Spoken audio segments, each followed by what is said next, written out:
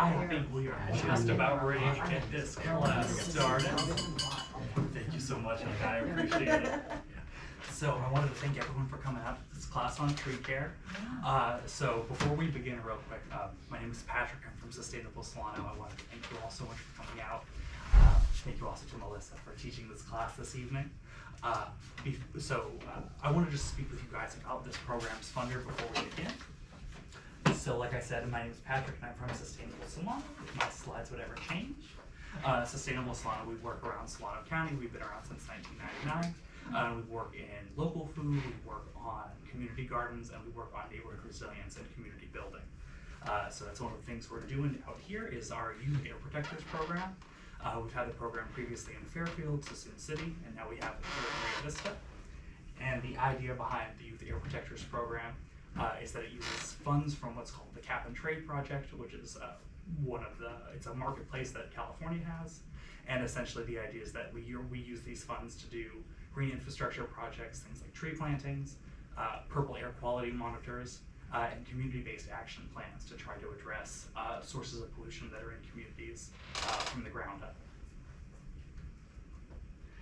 So before we begin our talk about trees, I wanted to connect this all to air quality as a whole.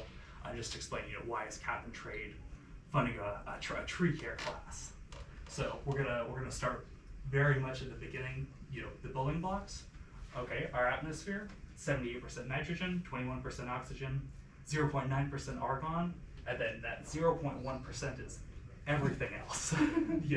It's carbon dioxide, it's water vapor, and it's all of the pollutants that we come into contact with.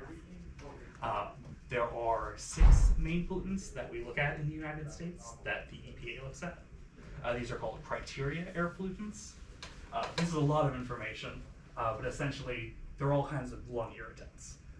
They cause problems for people with heart disease, with asthma, difficulty breathing, and it's tropospheric ozone, which is ozone but at ground level. There's particulate matter, that's things like soot, vehicle tires, dust, smoke.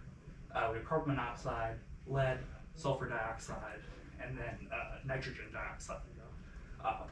They all pretty much come from the burning of fossil fuels, the burning the incomplete combustion byproduct.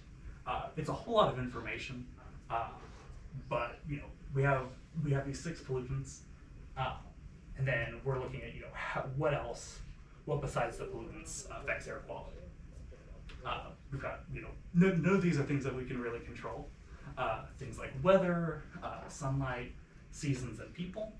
So, for example, when we're talking about weather, things like heat and temperature or pressure inversions.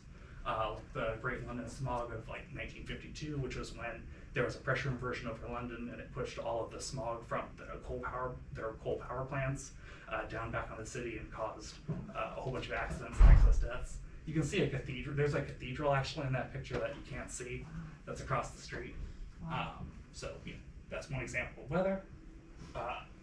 Then we have sunlight. So sunlight provides heat, keeps us all alive, but it's also a component in the production of ozone. So nitrous oxide, volatile organic compounds, they combine with heat to produce tropospheric ozone. In terms of seasons, we all know that there's a dry season and a wet season. Wildfires are more common during dry seasons, so you have that particulate matter pollution versus rainy seasons where the rain actually knocks a lot of that particulate matter out of the air, so you tend to have a little bit less pollution, particulate matter pollution in the rainy season. And then just people, anytime you're doing an extractive process, anytime you're using minerals, you're producing stuff, you're having a society, you're gonna produce some kind of pollution. It's just inevitable. Like I said, some of these things very much a little bit easier to control than others. But what does all of that information mean? How do we, as people, we're not scientists, we don't measure the individual levels of pollutants. How do we, use that information? So in the United States, we use what's called the Air Quality Index. It's just a number that's between 0 and 500, where lower numbers indicate better air quality. 0 to 50 is good. When you go above 50, that's when you start having issues for folks who have respiratory illness, cardiovascular issues. And when you get above 150 on the scale, that's considered dangerous air quality for just everyone involved. This is the meter that I give you on air now. This is like a fairly common way to measure air pollution just in the United States.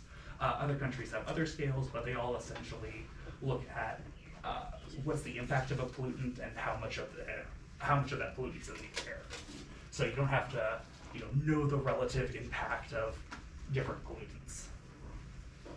Air now also gives you a bunch of lovely maps based upon all their sensor data and tells you about the specific pollutants individually. But what does that have to do with Rio Vista? We live in a relatively clean area in terms of air quality. There's not a whole lot of traffic. But despite that, Solano County has nearly 40% higher hospitalizations for asthma than the rest of Solano County, or I'm sorry, than the rest of the state as an average. A lot of that has to do with our population being very young and very old, so we're at particular risk from poor air quality. We have one of the highest rates of hospitalizations for asthma in all of Solano County. Similar thing with emergency discharge rates. Solano County sees nearly twice the number of people visit an emergency room for an asthma-related cause compared to the rest of the state. And a lot of it has to do with the geography of the state or the geography of the county and environmental factors. So we all know air pollution is bad. How do we connect that to trees? Why is that important? Trees are a really cost-effective solution when it comes to improving air quality. They limit the speed of the chemical reactions that form ozone by just cooling the space outdoors. When we're talking about cooling a building, we're reducing power costs. And then the leaves and branches of trees also trap particulate matter, dust, and heavy metals. They're not a perfect solution, of course. Trees still produce pollen and allergies, and they're not evenly distributed. Rural areas have a lot more tree canopy than everywhere else. And trees also require water and care to grow correctly, which is why we're all here to make sure that we can keep as many trees around as we can, and that they're all growing healthy. I just wanted to leave you guys with this parting words from a study that I found on the USDA's website about the role of urban versus rural forestry. When we're talking about rural areas, they saw 16.7 million tons of carbon sequestered versus urban areas where we're talking 651,000 tons. But when we're talking about healthcare burdens and how that affected emergency room visits and things like that, we actually see a much greater impact in those urban areas. So we see this very interesting thing where the effects aren't necessarily, based upon geography. You can have we can have a lot of the benefits of having a lot of the trees, and it still helps folks who live, many miles away from us. So that's pretty much all of my presentation. I'm going to hand it over to Melissa to continue on her part. We have some flyers over here if you're interested in attending a DIY home air purifier workshop that's happening on November the 12th. I'm going to hand it over to Melissa. Okay. To start with, I'm going to also send around a sign-in sheet, and I appreciate your signing in and also giving us your email address. And the reason we're asking for email addresses is I work for the California Master Gardeners, which is a program out of UC Davis. And one of the things we're trying to do is follow up and see, is the information that we're sharing with you being heard, or how can we make it more receptive, or how can we hone in on what would be better for our presentations. So please, if you get the email in about 3 weeks asking you, like, did this cover these issues? Did this talk about this? Did this do that? How well did you do any of these things? Answer it, send it back in. It really helps us make our presentations better. Okay, there you go. Okay, well, we're there. Got that. I'll just go backwards here. Slide 1. There we go. Okay, great. So, why? Okay. Just give it a second. Maybe it's We've had some issues with the hours time before. It may be a little loose on the TV itself. We've had that issue before earlier this week. You know what? Let me try a different cable. Okay. So it's really interesting that you were talking about air quality and reducing temperatures and urban forests as well as rural forests. And one of the reasons that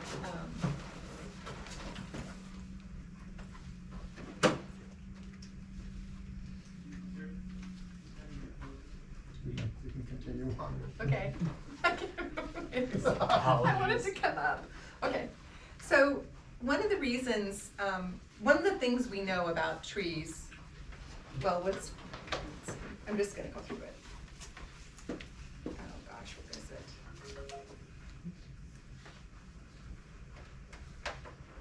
Okay.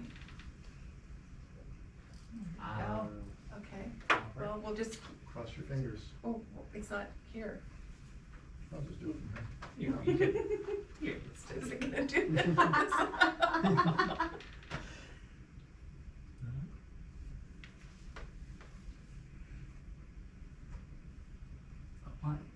oh my. This looks like my home screen. Go all the way to Use the top of the slideshow? screen. Maybe, I don't know.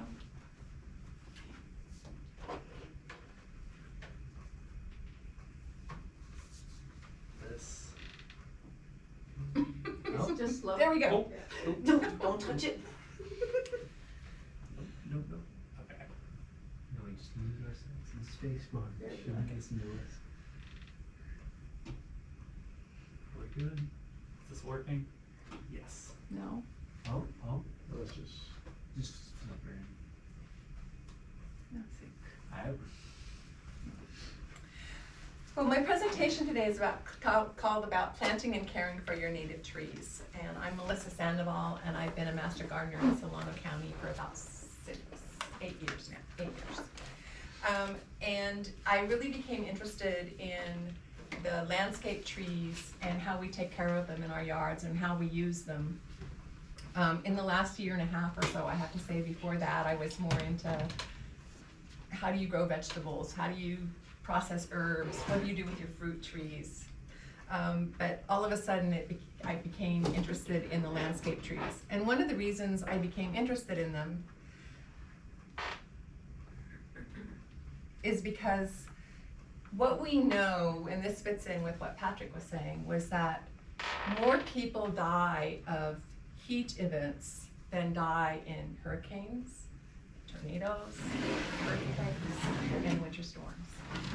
But you don't hear about that. And one of the Another things, option is to okay, just- oh, I'm gonna just read from it. We'll just go. Let's see, back. So you don't hear about the people that die from heat events, but more people die from those than from other disasters. And so one of the things we need to be doing to mitigate those heat events is increase our urban forest. And why do we need to do that? Because we know that when you plant a tree, and I was speaking with someone earlier today, and I have a feeling that if a tree is beautiful, it's served its purpose. But if it does other things, that's even better. But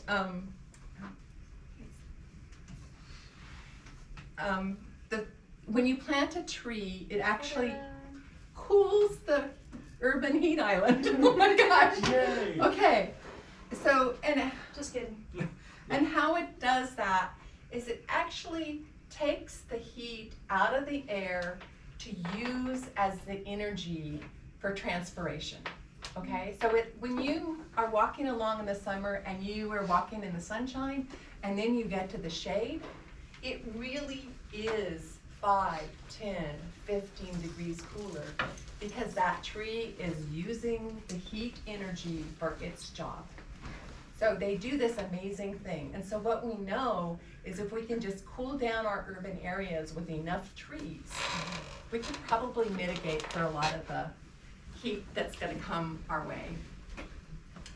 In addition to that though, trees provide shade, they save energy, they clean the air by removing the dust and absorbing the pollutants and releasing oxygen.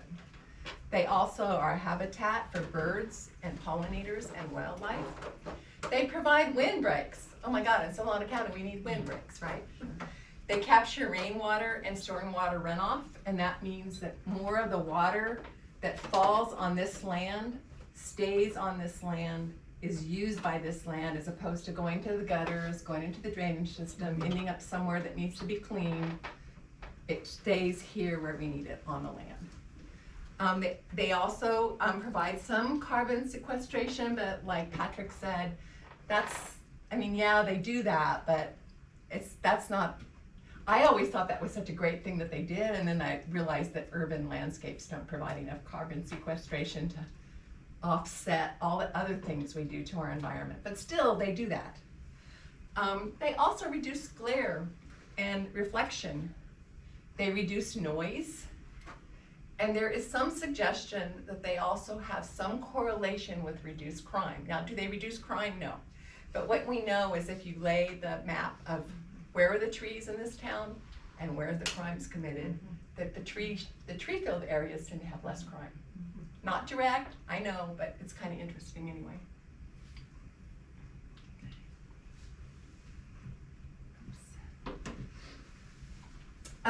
So if you're gonna plant your new native tree, you've decided you're gonna do a native tree, the first thing you need to work out is where are you gonna plant it, right? And one of the most important things to know is you need to put the right tree in the right place. Right plant, right place, right tree, right place. We're planting these trees for the next 20, 30, 40, 50, 60 years. So we really want to be careful about where we're putting them. That they can survive and thrive and do really well for the next 40, 50, 60 years. Things to consider. First of all, a fire-safe area, especially if you live in rural California. Make sure you follow the fire-safe rules. I'm not going to talk a lot about them tonight, but if you live in a rural area, please, please, please pay attention to fire-safe planting of your trees, not next to your house, okay? You want to look at overhead power lines. If you're going to plant a tree, you want it to be able to grow and thrive with the power lines over there, not on top of it. Because we all know what will happen when it starts getting up into the power lines. The power companies will come and they'll prune it, okay, yeah, but yeah. Also, you want to be cognizant of nearby fences and property lines. You have a fence, you plant your tree here.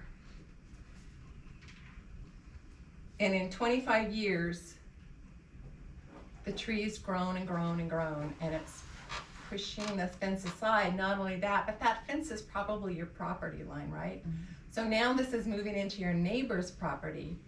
And sometimes your neighbor is really glad, gosh, a beautiful tree, I get to get the benefits of it, right? Without having to take care of it.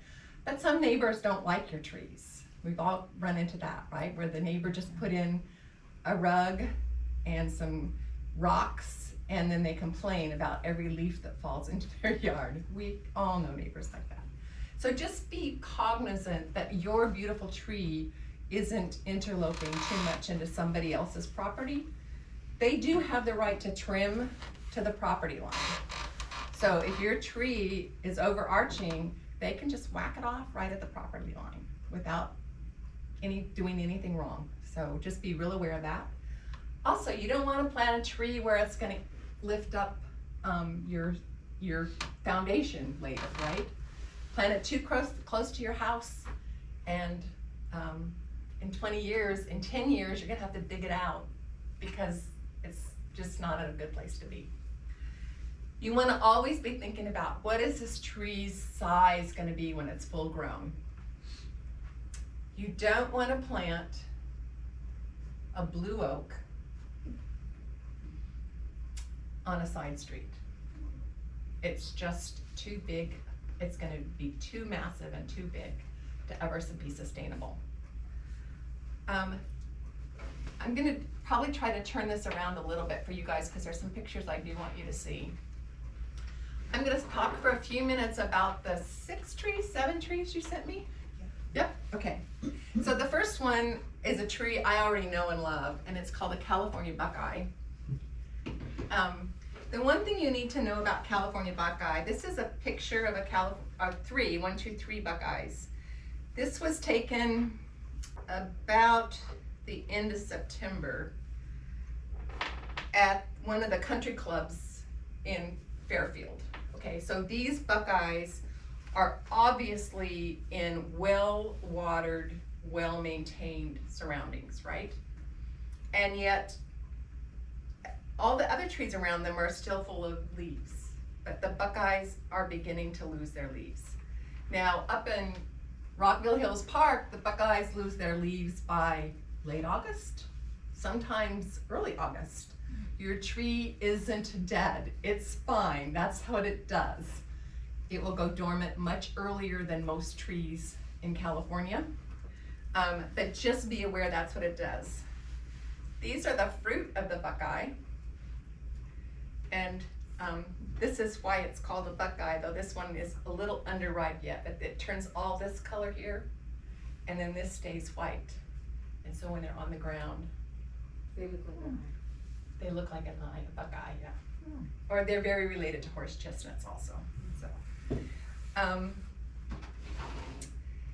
What I want to tell you about buckeye trees is that they are also called the California horse chestnut. They grow either as a large shrub or a small tree. They are typically multi-trunked, and they spread out with a crown as broad as they are high. Okay.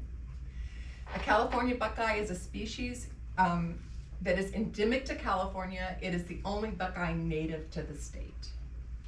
California buckeye has a gray bark that is often coated with lichens or mosses. It has dark green leaves that can be prone to damage from both spring freezing and snow and summer heat. And they have very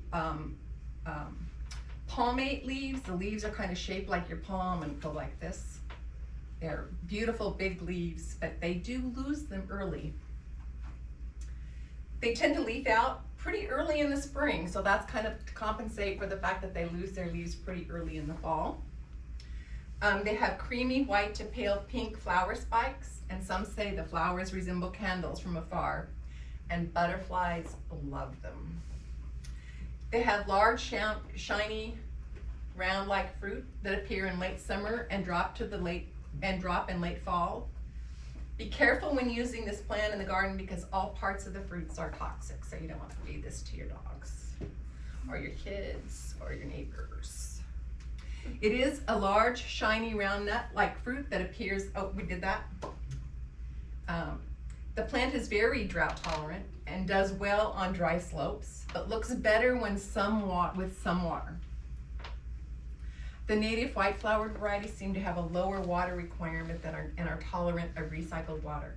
But basically these trees can, once you get them established, 3 years of taking care of them, pretty much by year 5, you probably don't want to be watering them. They know how to survive in our California dry, summer dry, winter wet cycles.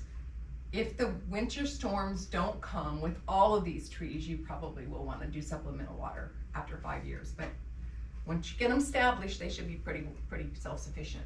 So the buckeye produces a fruit that is inedible. This little puppy right here. So what is the fruit for? Can it be fed to like wildlife or anything? I know that they like a lot of the birds and a lot of the bugs, wasps. There is a wasp that actually pollinates this. So basically, Is it like a fig wasp or is it like it's probably a native California wasp, and most California native wasps are tiny. It's like the California native bees are very small. Yeah, you don't even notice them. So one of the things you're doing with California natives is you're providing habitat for California bugs. Okay, so the buckeye is more just for pollinating. So you're talking about like your okay, Bugs, like your minor bees. minor bees, but even smaller bees and bugs than minor bees probably. The minor bees are actually pretty big bees, but some of the California bees are very small, you just have Yeah, to I sit and know. watch, yeah. Yeah, I'm a Also- beekeeper, so. Also butterflies would probably find their nectar useful. I don't know, like, I don't think deer eat these. So I don't know if, what, Just bugs, yeah. yeah. They I- break it So I down. wouldn't feed it to my chickens. Probably not, no. Not- But I mean, chickens would tell me, chickens will either, if it'll kill them, they won't eat it. They just have an instinct. Better than dogs, huh? Yeah, it's crazy, it really is. Okay, so I'm Okay. just kinda confused by that, so I'm Yeah, just, so no, I don't know of anything that actually eats the buckeyes. I'll ask your weird complicated questions. That's okay. So the second tree we're gonna talk about a little bit tonight is called a scrub oak. This is the leaves of a scrub oak. So this is a evergreen tree. Its leaves are pretty small, about this big, up to 1.5 inches, and they have these little spiny pieces on them. They also have the cutest acorns you ever saw. They're these little round puffs of, most acorns are kind of elongated, especially the California acorns, and these are these little cute round puffs of acorns. They're just as cute as they can be. This is a California native, found it's got a huge range, all up and down, especially the lower levels of California. It plays a vital role in supporting biodiversity by attracting birds and a diverse range of butterflies. Its ability to thrive in various conditions and benefits to local wildlife make it a valuable addition to gardens. It is a medium to small oak. It is an oak, but it's not one of those big giant oaks. Its green leaves are leathery on the surface and somewhat hairy on the underside. A scrub oak is a versatile plant that thrives in full sun to part shade. That's kind of a neat thing too, because most of our trees like full sun only. In cooler regions, it remains compact, while in warmer areas, it spreads out and grows several meters high. Scrub oak benefit from a thick layer of oak leaves as mulch with a few large rocks beneath. Refrain from summer watering to mimic its natural drought-tolerant adaptation, especially after 3 years. So this is going to be one of those trees that you're not going to be able to plant plantings underneath. It doesn't like them. So you want to find a space for this tree where it can grow without you wanting to cultivate underneath a nice gardenscape. Its gardenscape is its litter. The next tree we're going to talk a few minutes about is a bay laurel. This is also a California native. Bay laurels are really interesting trees. This one is about 20 years old. It's in one of my friend's gardens. The fence is right to here. And the fence is about a 5-foot fence. So a 20-year-old tree is probably maybe 15 to 20 feet tall. It is also an evergreen tree. It has bay laurel, okay? So it's not the classic Greek laurel, which we all buy at the grocery store in the bottle that says laurel leaves, right? But you can use it for that. Just pick the leaves, take them inside, let them dry naturally. They are somewhat stronger and a bit more piney than the Greek laurel, but you can use it. The other thing about bay laurel that's really interesting is they do have seeds. They produce a fruit, and the seed inside the fruit is a little brown seed about this big. You can collect them, throw them in a pan, let them dry, roast them, and grind them for a coffee substitute. I do not believe they provide caffeine. I've gotten as far as roasting them, but I never got them ground, so I can't tell you for sure how they taste. Bay laurel is an evergreen tree that is native to coastal forests of California, and it goes from elevations from sea level to 5,000 feet. It is found throughout the Klamath Range, the Coast Ranges, the Transverse Range, and the Sierra foothills. And of course we qualify because we're in the Coast Range, and is especially numerous between Sonoma and Santa Cruz counties. It is an attractive tree of variable size, most often 20 to 45 feet. Its ultimate size and speed of growth depend on local conditions. It is one of the few garden trees that tolerates serpentine or clay soils. Clay soils. Gosh, where do we have those? Yeah. Solano County, right? Except for maybe Vallejo. So clay soils, it does well here. Its bark has a color range from maple blonde to walnut brown. It releases terpenes that kill off competing plants, which can somewhat limit its understory planting. So this is another tree that doesn't particularly like things growing underneath it. It actually destroys them. Let's see, the leaves are oblong, smooth edge, have a peppery aroma, and are often used as a cooking spice. They sometimes turn spectacular golden color during the autumn in Northern California, but they don't fall off the tree. Well, you lose, I mean, even though it's an evergreen tree, it's always shedding leaves and then replacing them, but it never loses all its leaves at once. The flowers are small, white, yellow, or yellowish green and open in late summer and early spring. The fruit is a round green berry, lightly spotted with yellow or purple. And now the next couple of trees we're going to talk about are actually a bit larger trees. The first one is the blue oak. This is a blue oak that was planted. When I took this picture, it had been just over a year. And a friend of ours planted it. She didn't plant it. She had it planted by the landscaper that took out the tree that was there. She had a tree that was in really bad shape. They took it out. She thought about what tree she wanted to replace it, and she picked a blue oak. And this, when they planted it, it was so top heavy that the winds in Fairfield would have just blown it over. So we helped her stake it. So we did the 2 stakes. Prevailing winds are going this way, right? So you want this, we'll talk about how to stake the tree with the prevailing winds, but two stakes. And so it's about a year long. It's really grown a lot.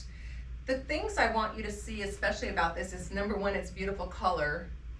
I'm not sure you can actually tell that. It has a nice, the leaves actually have a bluish tinge to them, so they look bluer than the other oaks. Also, I want you to see how all of the foliage down here was left intact.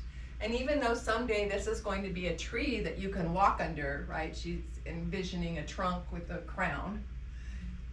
To get the trunk thicker faster, you leave the low branches on it. It helps that caliper of that trunk just grow faster so it gets stronger, okay?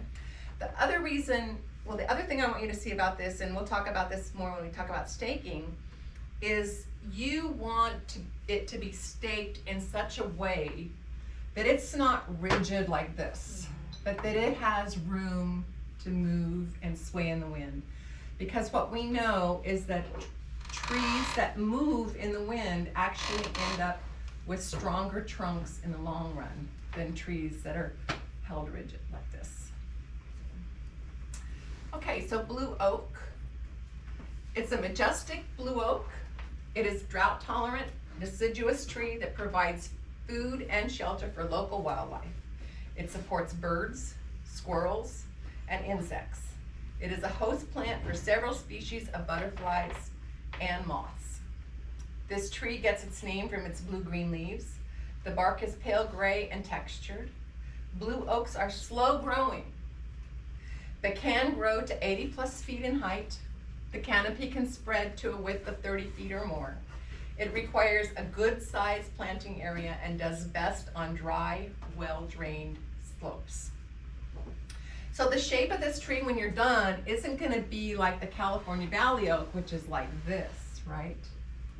Where the canopy is far wider than the height in many instances. This one is going to be much taller, more vertical, and then spread up here. Okay.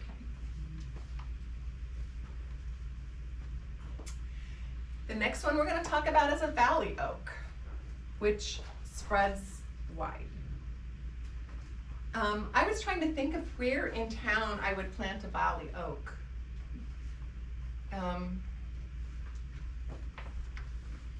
If I had a very large yard, if I had a very large front yard, I would plant it. I'm not sure I'd plant it in a backyard just because it's another one of those trees that doesn't like to be disturbed underneath. It likes its litter to fall to the ground. Looks like a good playground tree, a good climbing tree. It would be a lovely, we have pictures of my family and friends all hanging on a valley, or sitting all along a valley oak. Yeah, they're wonderful trees. They're absolutely gorgeous, but they are really large and they grow really fast for some tree. For a tree, they grow pretty darn fast. So you would need to pick your space very wisely for this valley oak. The valley oak is the largest of the North American oaks, and there's, I don't know what, 300 North American oaks altogether, so it's the largest of them. It ranges over the hot interior valleys of California where there is a water table within reach of the roots. It does like water. It's not like its blue oak cousin that does better with less water. This one really likes to be able to tap its roots into some water system, even if it's the water system that's the groundwater. So you need to help it survive long enough to get to that, whatever that water system is. Valley oaks grow, reaching 20 feet in 5 years, 40 feet in 10 years, and up to 60 feet in 20 years. Mature specimens may attain an age of up to 600 years. So you're planting this one for a long time, right? Its thick ridged bark is characteristic and invokes an alligator hide. The sturdy trunk of the valley oak may exceed 2 to 3 meters in diameter, and its stature may approach 100 feet in height. The branches have an irregular spreading and arching appearance that produces a profound leafless silhouette on a clear winter sky. You guys can just see it, right? How beautiful they are. During autumn, the leaves turn a yellow to light orange, but they do turn brown in the end when they're falling off the tree. So they don't hold that autumn color at all. The typical leaves are 5 to 10 centimeters in length. They are exactly what you think of an oak leaf looking like. They're deeply lobed, 5 to 10 inches in length. The leaf width is approximately 1/2 its length. They have pale green underside, and the leaf is covered with abundant soft fuzz, yielding an almost velvety feeling.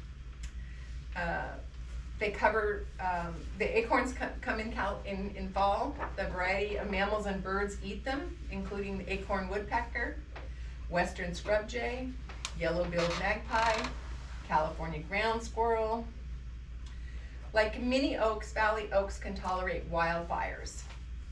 Though smaller individuals may be top-killed, most resprout from the root crown, even if they're destroyed down to the ground. But they also have evolved to survive the fire altogether. Valley oak tolerates cool, wet winters and hot, dry summers. That's us, right? But requires abundant water.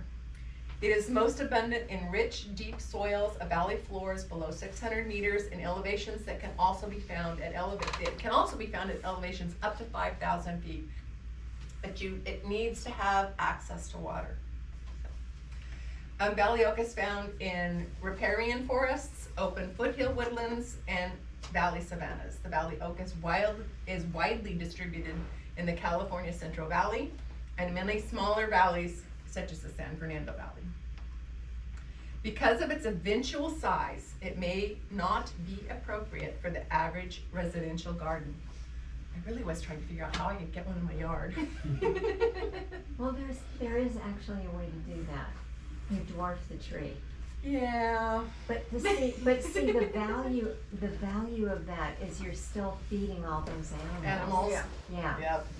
So you're not It's- getting it's the the benefit most- of so much shade. Yeah, Yeah. that and the willow are the 2 most important native trees there are for feeding. Animals, yeah. Best not to provide irrigation within 30 feet of established valley oaks. They'll often absorb too much water, causing limbs to break off. So one of the things you want to help them do is access the water systems that are already here. When there's been many instances of when developers go into the wildlands, they try They spend a lot of energy and time trying to protect the oaks and save the oaks. And sometimes they succeed and sometimes they don't.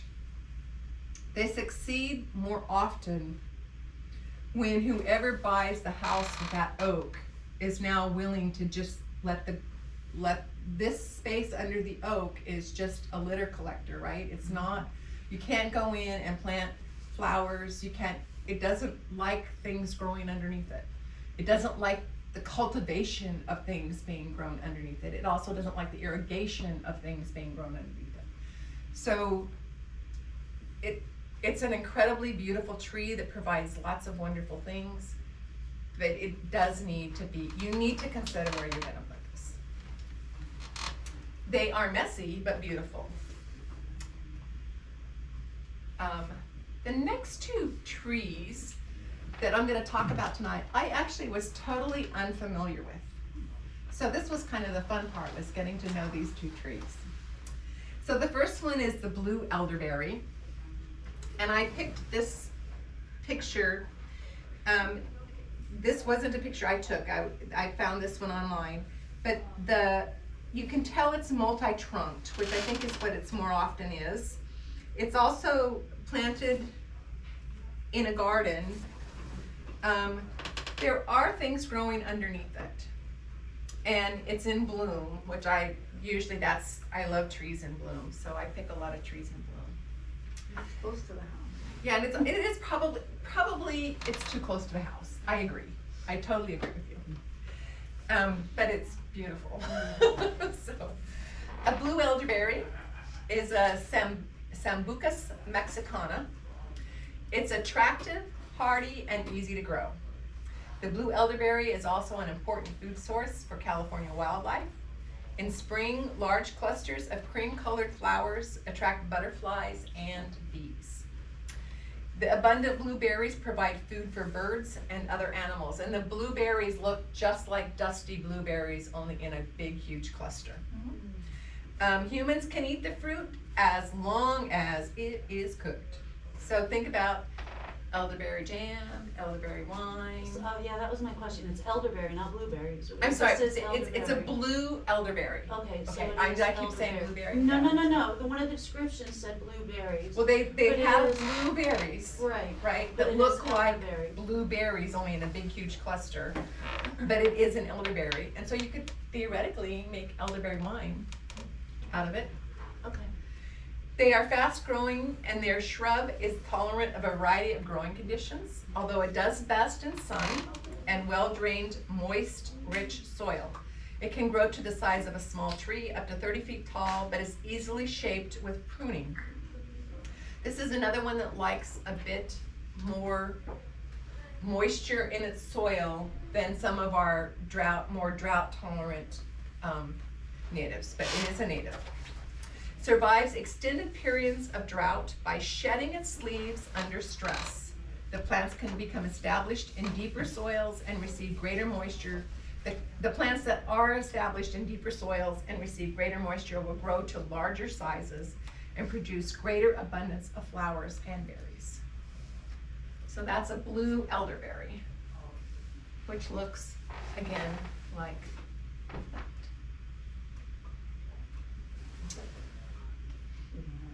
The second one I was very unfamiliar with was a black elderberry. Yes, they're both the same species. This is a black elderberry. Again, white blooms in the summer. And unlike the blue elderberry, its berries are quite black. The black elderberry is a deciduous shrub or a small tree. Its bark is light gray when it's young. It changes to coarse gray, outer bark with lengthwise furrowing. The leaves are arranged in opposite pairs. So on the stem, it's one leaf, one leaf, one leaf, one leaf. It has hermaphrodite flowers, which means you don't have to have another elderberry anywhere near around for it to self-pollinate. And they are born in summer in large flat flower clusters, 4 to 10 inches across. The flies pollinate the individual white flowers. Or flies pollinate, there is a native fly that pollinates this tree. The flowers produced are dark purple to black Oh, the flowers produce dark purple to black berries. In huge clusters in late autumn. They are an important food for many fruit-loving birds. In the garden, this species likes regular water but can also adapt to summer drought. Growth tends to be somewhat unruly, so pruning for appearance may be desired. Unripe fruits may be toxic to people, but ripe fruits are reportedly edible. Again, elderberry wine. They're probably best when cooked. Native people use the leaves for medicinal purposes. I've also heard of elderberry tea, and I'm sure that's probably made from the leaves. Once established, it is a very low maintenance for its lifetime, making a great plant for the lazy gardener. And if you don't harvest its fruit, the wildlife surely will. That is true for both the elderberries. They're just this really great plant that once it's established, it doesn't exactly take care of itself, but close to take care of itself. So you're probably gonna wanna come in and just shape it up a little bit and make sure it's doing fine and walk away. May I ask a question? You said that the black elderberry self-pollinates. Does the blue one do that I think it too? also does that also. Okay. It was a huge thing. They kept talking about it with the black one, so Yeah. I should probably look that up. Well, Well, I can probably look it The up. blue Thank you. one, they talked about how it attracts all the different pollinators. So if you've got something that attracts pollinators, It's the probably- pollinators are gonna self-pollinate it. Well, the thing is, with some things you have to have 2 trees. I don't believe that anymore. Okay, But but let me tell you, but let me tell you why. Let me tell you, explain that. When we moved into a house, we had a male avocado. I was just telling the story. A male avocado and a female avocado. The male avocado died. I cut it down below the grass line, and I was getting ready to cut the female down as well because I didn't have the male anymore. I'm a beekeeper. I have hives in my backyard. For the first time, I had so many avocados on this tree. The limbs were drooping, and it was because the pollinators did it. The bees from my bee boxes in my backyard pollinated that avocado tree that I didn't need the male. The pollinators did. I'm guessing there's a male within a half a mile of your house. No, none of my neighbors. Do you Close- have one? Close enough. Well, I yeah. haven't figured out. We all, I don't think we're all lucky enough to be a beekeeper person, but I really appreciate, but if we could just. Yeah, no, we're gonna go back there, but I was just saying that I think because it attracts pollinators, it probably pollinates that way, would be a Yeah. guess. Okay, so these are the trees that are being distributed by Sustainable Solana, right? Okay. I would have a hard time choosing, but I guess you guys get to choose. But now that you have chosen your tree, how are you going to plant it? One of the really important, when I first planted trees, you used to dig a hole 3 times as big, twice as deep, amend the soil, blah de blah de blah, push the soil back in, right? That's not how we plant trees anymore. And this is the gospel according to UC Davis, and I actually kind of believe it, and I'll tell you why. You want to dig your hole only twice as big as your pot. Are these trees all coming in pots? Yes, they are. Okay, so you only want to dig your hole twice as wide as your pot and only as deep as your pot, okay? And when you place your plant in there, you want to make sure, first of all, that it's not a root-bound plant. If it's root-bound, there's a whole different set of rules, but you're just gonna tease enough of the roots out a little bit, okay, from the ball in the pot, or the pot. Tease them out a little bit, place them down.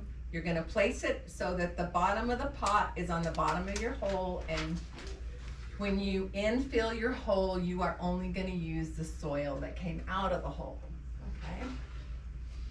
And then you are going to make sure that the crown of the tree, which is where the roots and the trunk come together and it makes that little wide space, is above or at, preferably above, your soil level. You don't want that crown falling down to where it's gonna get buried by the dirt, because that allows all kinds of insects to get into your tree in the long run. You wanna keep that crown above soil level. The leftover soil that you have, you're gonna create a basin. And it's gonna be at about the drip line of your tree, okay? So in the beginning, the first year, it's gonna be probably a pretty narrow basin, right? You're gonna water your tree really well in. You're gonna make sure that crown, after you've watered it, is still at or above your soil level. Then you're going to add mulch, but the mulch doesn't touch the trunk. The mulch stays 2 to 3 inches deep and 2 to 3 inches away from your trunk. Okay? So the mulch you don't want against the trunk because it adds that, it keeps the moisture on there and allows all kinds of bugs and bacteria to get into the tree, so you want to keep that area clear. The reason for not amending the soil, you want this tree to send its roots out into the native soil as quickly, deeply, and widely as possible. If you amend the soil all full of fancy nutrients and loose, loamy soil, where are those roots gonna wanna stay and play, right? They're not gonna go in, you want them fast into the native soil, so you only refill with what came out of the hole, which is native soil. There is one reason why you might dig the hole deeper. And that reason is if the soil is particularly compacted where you're planting this tree. The reason that would happen that I can think of right off the top of my head is if you just bought a brand new house in a brand new subdivision and all that work for building the house compressed the soil around your house. And so then in that case, you might want to dig your hole half again as deep, twice as deep, refill it back in. Actually, you want to dig it deep enough to get below the compaction, however deep that is. You refill it back in, you water it, you let it settle for a minimum of a month or 2, and then you plant your tree, okay? But again, you're gonna fill that hole back up with just your native soil. Is there anything else I wanna tell you about this? Nope, I think that's it. Let's go to the next one. Oh, I know what I wanna tell you about this, just for a quick one. So when you're placing your tree, one of the things you wanna make sure is that, especially if it's a single trunked tree like this, that you're wanting to keep as a single trunk tree with a crown on top. When you place your tree, have someone who's helping you go around and just look from all the different angles to make sure you know, it could be straight this way, but oh my gosh, this way it's not. So have someone help you do that. It's really hard to do that by yourself. I don't think I could do it by myself, so anyway, yeah. So just make sure it's really, your trunk is as vertical in all directions as possible before you put that soil back in and get going with it. Unless, of course, you're trying to grow it at an angle. Thorns will do that for you. I would, actually, this is,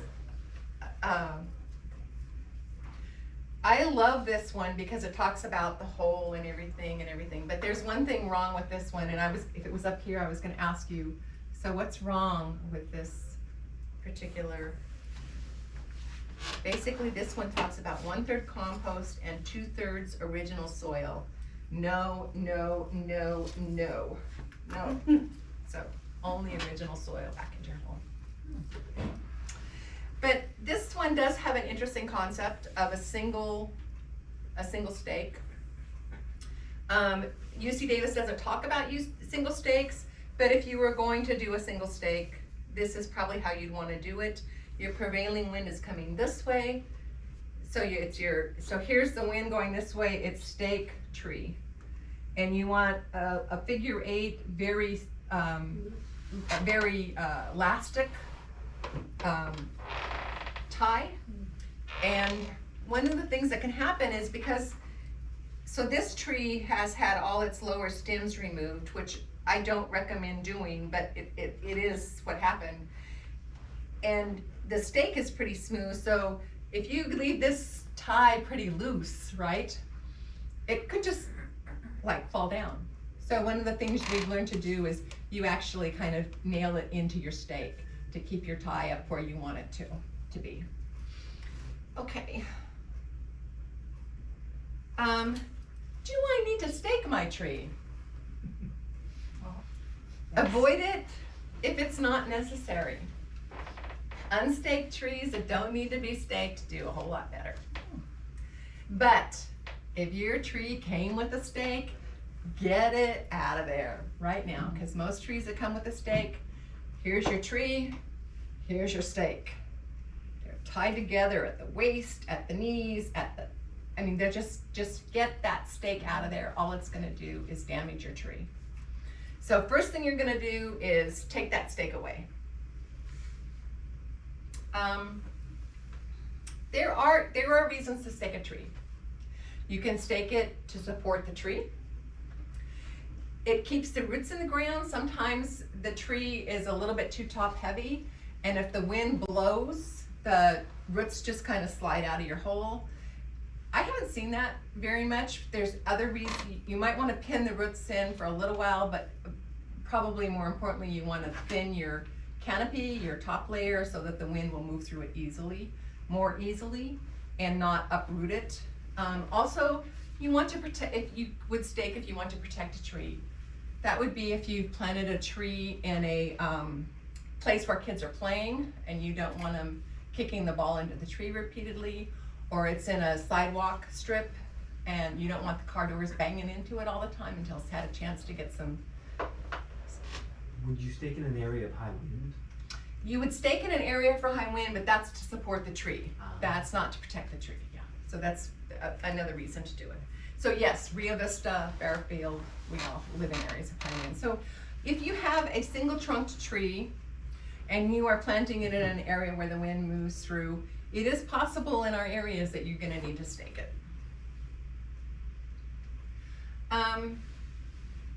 This is the UC Berkeley. Did I skip one here? Hang on just a minute. No, this one I like because so it talks about, unless you're pinning the roots into the ground, in which case you might put the stake through the root ball, you really want to put, if you're staking it to support the tree as a whole, you want your stakes outside of the root ball. You also, this is a really clever way here. This is women's nylons. Mm-hmm. So they just have enough flexibility to them. I thought that was great. But that's kind of how you would stake it. This is another option here. And this one is where they're kind of rubbery, stretchy circles, and you're gonna do a circle 8 with them. Once the top of the 8 goes around the tree and your other end gets tied to your stake. And you're gonna do that 2 ways, Like again. resistance bands? Hmm? Like the resistant bands? No. No, probably. I mean for gardening, but I mean like a resistant Yes, band? you want some elasticity to it. You actually want this tree to be able to move in the wind. That's the whole idea, isn't to hold it stable. It's to keep it from falling over if it moves in the wind, so that it's not gonna bend over and break here. Yeah, but there's no tension on it. Yeah, I think somebody used rubber, what am I thinking of? I know one of you guys know what I'm talking about with the hooks, S-hooks on them. Oh, bungee cord? Yeah, Oh, they bungee used cord. like recycled tire bungee cords on the ones over, like, we ended up cutting them off because they gotten into the bark. So I'm glad you said women's nylons. Now I can tell my husband, just get the pantyhose. Get himself some pantyhose. I don't know many women that wear nylons No, anymore. I said use pantyhose. Okay, so this is our tree. You wouldn't know that this just got cut today. It's so dry already. Anyway, we've now planted it. It's in the ground. You are going to prune away any dead wood. We can all tell this is dead, right? Cut it right there. I did say you wanted to keep, oh gosh, I'm gonna make a mess in here. Don't worry about it, that's what I'm here for. Let's see how far back do we want to take this one, because it's dead too. We'll take it to there. We'll take this one to here. Okay. I did say you want to keep your side branches because they help the caliper, the girth of your trunk go wider, faster. So this one though is a pretty big side branch, taking quite a bit of energy. So what I would do is probably that. And then we're gonna make sure it's straight. We've probably already staked it, and we're gonna stake it here and here, because I think the wind comes from this way in Rio Vista, right? Yes. Most of it comes from the north. The north. Yeah, well, I was in the Sustainable Solano Permaculture class, and we actually discovered it was coming mostly from the north, which really surprised me. I would have thought it would have come in. I thought it came from the west too, but when we Okay. looked at the records, it All right. was really north. So your wind's coming this way. And knowing that, I might have actually planted this tree more like this. And only just so that you're spreading your canopy a bit more so the wind can move through it this way. Okay. The other thing is to figure out where to stake. And this tree is so inflexible that it would be hard to show that. Yeah, I actually did there's a handout in the bags that I'll give you guys all, that has a really good diagram on how to stake a tree and where to do your ties. And what you wanna do is you wanna hold your tree with 2 fingers, and where it will stop being, so this is too high, okay? But this is about right here for this one. I know what I was gonna do with this big old branch. I was gonna use it for the idea. Okay, well, I'll do that. Let me just see if I can. So if your tree, we're gonna keep this for our leader, and we're obviously gonna stake it so that it's gonna, okay, here we go. So we're gonna wanna pull this up, right? This is gonna be your leader tree. This is a horrible tree. Don't ever buy this tree. It's in the horrible shape, but we're gonna take this out because we only want 1 leader, 1 main growth till we get there, till we get it up and above. And this one, you're gonna plant it so that this part is straight, but you're gonna stake it so that it does this, okay? And you're gonna probably stake it about 6 inches below where this happens, okay?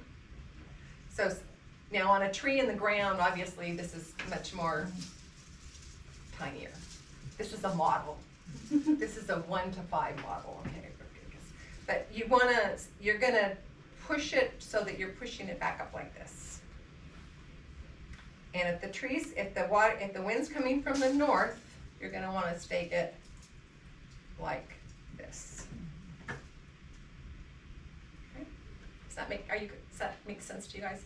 There's a wonderful handout that UC does in your bags that talks about how you pick where to stake it. And it totally has to do with holding things with 2 fingers and just moving the tree and saying, when does it just not? You can just tell, just doesn't, so. Okay, How would you recommend staking it for? Is there any way to know if it yes, if seems you, like if it having hasn't a- done its job in a year, it's not gonna work. Okay, so your stake should be at most a year, not longer than that. But if it hasn't done its job in a year, it's probably not gonna work. So, Do you have another alternative with that than if it hasn't worked in a year? start over. You need to get another tree? You've only invested a year and not 10. No, I just wanted to know if No, you I had don't, any options. You know, we have a tree in our backyard that literally, you know, it's, what is it, about like that now? By the time it gets the curve in it, the second curve, the Chitalpa. So, but it's not leaning over any structures, and it's kind of balanced up here, so we've kind of just left it leaning. And the thing about a leaner, so there is a tree called a leaner, and you should be checking your trees for this when you do your, when you look at your trees. A leaner is a tree that was straight and now leans, or was leaning and now leans more. Okay, so it's a change in the degree of leaning. If it was vertical, it now leans. If my tree were to start leaning more, the interesting thing is my tree leans into the wind, which is just crazy. So I don't know what we did to that tree. So one of the things that I just wanted to share with you is that we don't get very many opportunities to plant landscape trees, right? These are big investments in time, in energy, in money, in resources. And so we want to do it the best we can so that we really give them that chance to get their 20 to 30 to 40 to 50 years. But I've been a gardener for over 40 years. Granted, I started with roses, what can I say? And then vegetables and herbs and fruit trees. But I've only planted 4 landscape trees. And I've helped friends plant 1, 2, 3 more.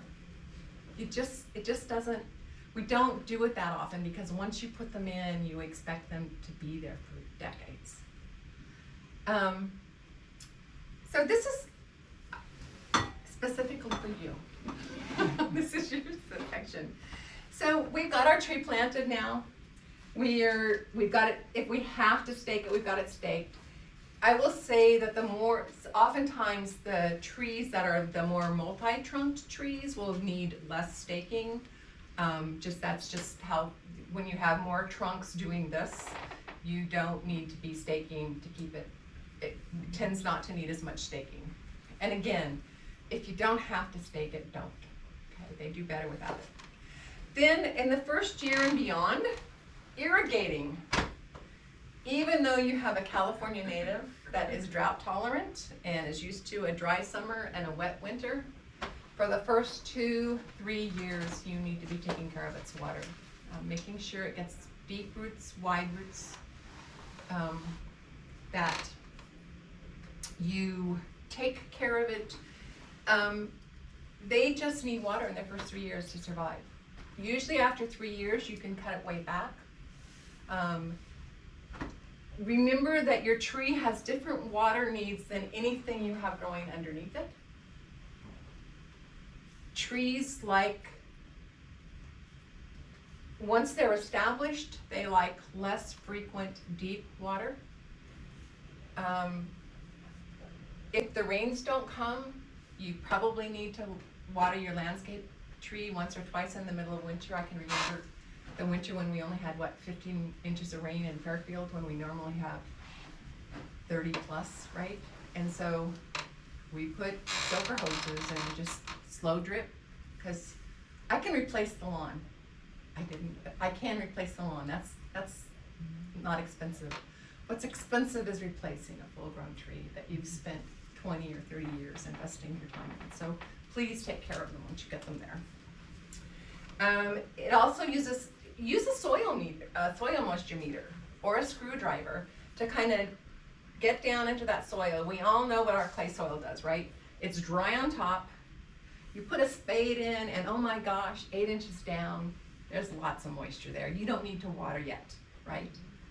So get a soil moisture meter. They're kind of like a ice pick with the meter in it.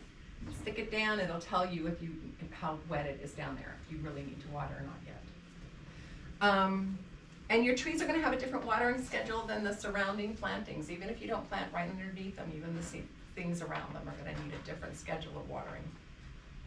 This is oops, I'm almost on low battery, so we're going to have to finish up. This is a wattle tree, or an acacia, that's fairly new, probably about 6 or 7 years old in Fairfield. Interesting that we're seeing acacias and wattles show back up on trees. And there is one native wattle to the southwest region. So let's see. And I just want to finish up just kind of as a plug for what if you have that 30-year-old tree in your yard, that 40-year-old tree, that 50-year-old tree. And this is my argument for it just has to be beautiful. You want to keep that tree alive. Granted, it may not be the tree you would pick to plant today. I got it. I wouldn't plant this because it takes way too much water, but it's there. I'm going to irrigate it if I have to, but I don't irrigate it very often. I think this summer I didn't irrigate it at all. Last summer I irrigated it once. It's healthy. I'm gonna keep it as long as I can, because it'll take 20 years a minimum to start replacing what this tree does, right? So, I don't know, it's beautiful. So, I think, I just wanna say thank you to these websites that I use, Cowscapes, one of my fellow Master Gardeners, Trees of Santa Cruz, the UC A&R site, and Wikipedia all helped me with this presentation. Any questions? You guys were good at asking them as you went along, so. Do you have any recommendations for fruit trees in this area? I'm kind of wondering what kind of fruit trees tend to grow best in serpentine soil like this. Again, it's getting them established, and once they're established, usually they do pretty well. I live in Fairfield, which is, we're a Sunset 14. I live in Vacaville. Okay, so you're a Sunset. I think you're also either a 14 or a 15. Rio Vista is. Would you guys know what Rio Vista is? Sunset guide-wise? I thought we were a 9.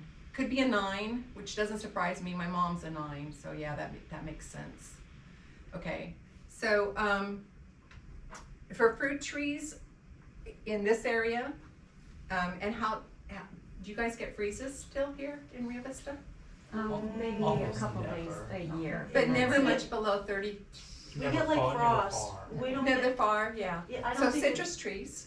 Okay, so Rio Vista citrus trees also in Vacaville. Again, it's getting them established. I mean, people grow all kinds of fruit trees. You could look at the more Mediterranean ones, which are more like pomegranates, figs, persimmons. Well, the persimmons aren't Mediterranean, but they tend to grow in that same kind of area. Also the stone fruits, nectarines, plums, pluots, peaches. Some apples. they're Some not apples, fires will yeah, fall. some apples have been hybridized to allow them to grow in these areas, but I mean, it used to be that apples needed so many days of cold, and we don't have that. Pears also struggle here because we don't have enough days of cold. So the palm fruits, or the ones with the tiny seeds inside, have a more difficult time here unless they've been hybridized specifically to deal with our non-freezing winters. I think more than, I'm trying to think if there's anything I wouldn't grow. I guess not pineapples, not, the tropicals probably wouldn't Dates work. and such. I grew Yeah. a pineapple in my greenhouse. Someone in Vacaville was growing sugarcane in one of Yeah, their gardens. and there's some Oh. moms in Vacaville that have grown banana plants, Yeah. container banana Yeah. plants. I think we're And in then an there's a area. house just down the street from me that has banana plants, but I've never seen a banana on them, what can I say? It takes a few Avocados, So yeah. avocados, I've got yeah. yeah. Avocados, I know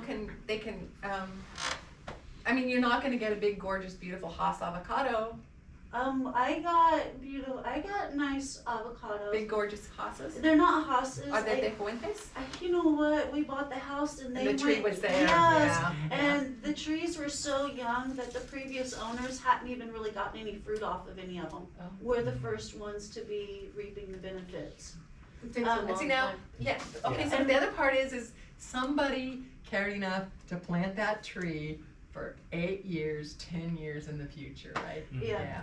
Yeah. And you So- get to enjoy it. Yeah. Yeah. How lucky are we? And Yeah. we get like 40 pounds of nectarines each year. Wow.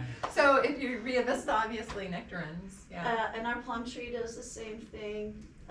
Pears, Portland is right upriver, and they are the pear capital of the U.S. So how I did- don't know how much the Winter cold?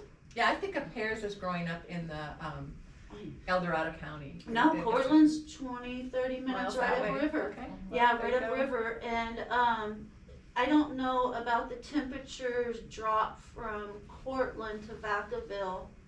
I know sometimes it can be a huge difference, and sometimes it can be not. nothing. Well, just Sacramento is very different than here, just Well, we because grow, it's, I know Rio Vista, people grow everything Yeah. here, everything just about, here. yeah.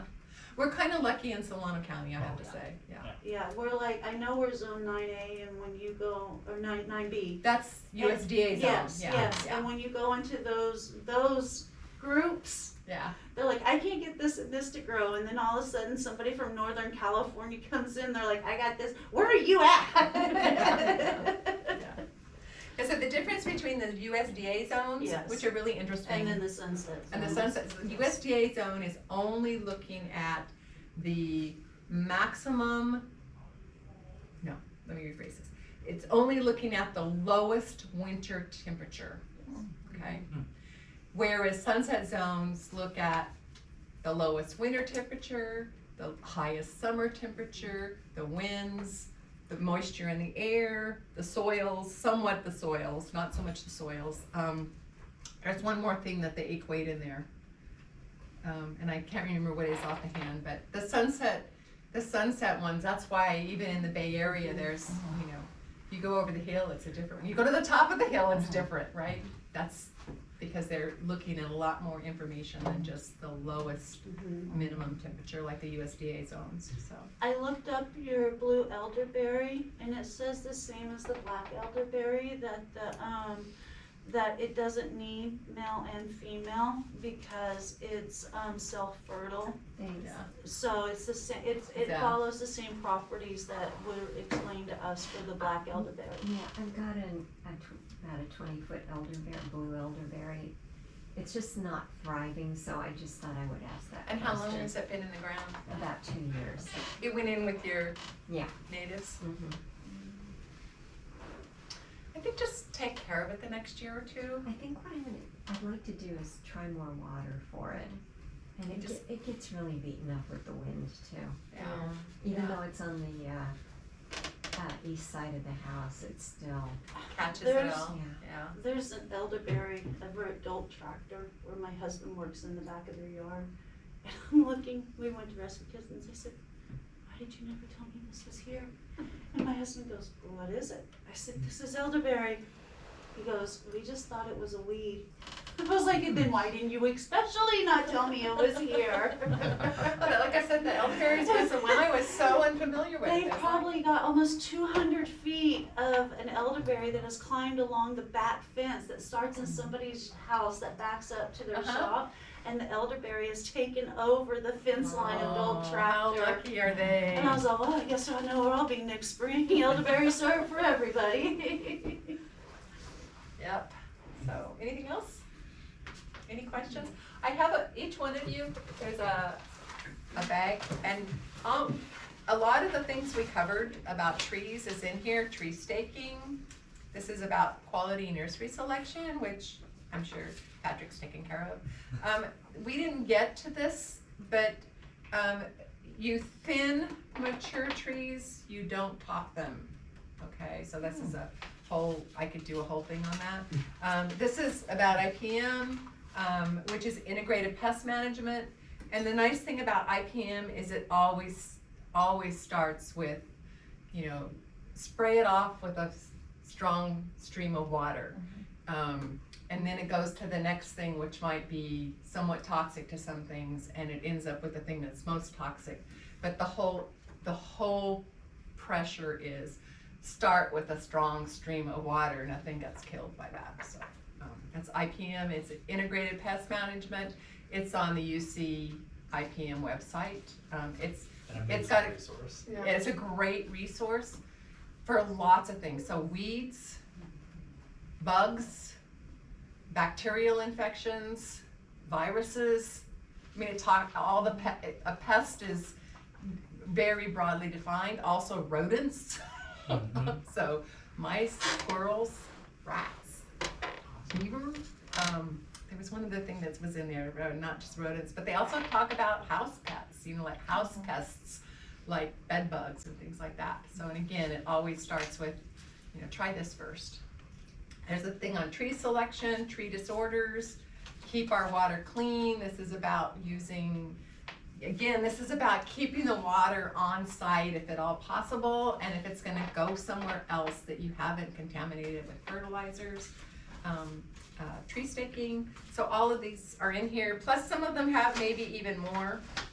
So if each one of you would like to help yourself to one, that would be great. Are these the trees that were in the survey that the youth, air protectors were offering for the free trees? Yes. Is this the, Yeah, those are all Okay. the trees, that Melissa covered were offered. were, okay, and minus the fruit trees that were offered, but Yeah. these were the, The fruit trees are available too, through the program. well, yeah.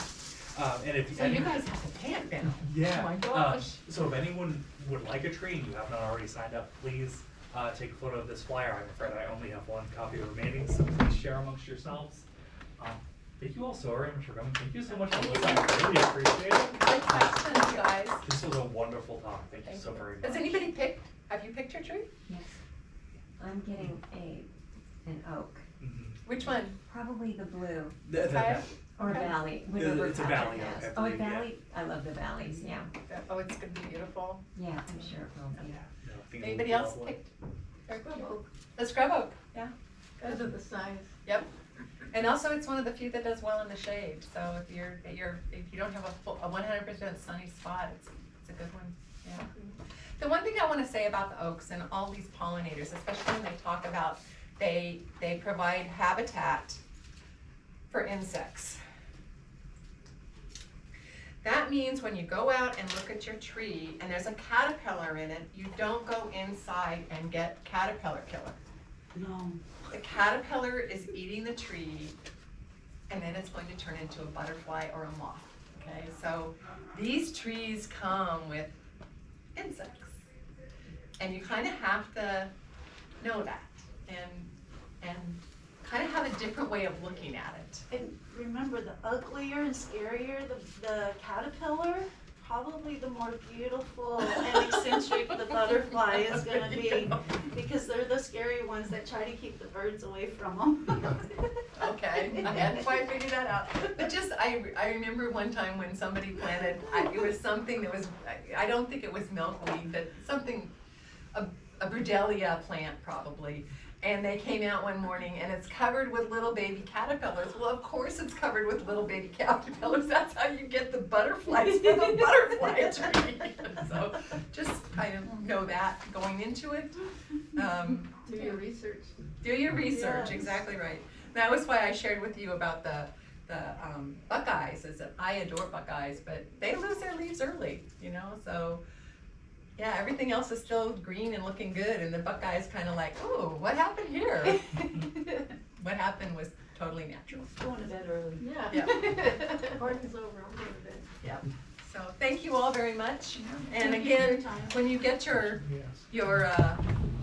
email from UCANR, please answer and let them know what you think and what we can do better. The survey? Survey, yeah. So. Can I have these up? Yes, please. So, I have a question that's really kind of off topic from what, I mean, we aren't like some trees, we're working on a project, in cooperation with the city, to plant trees along Front Street. Street trees. And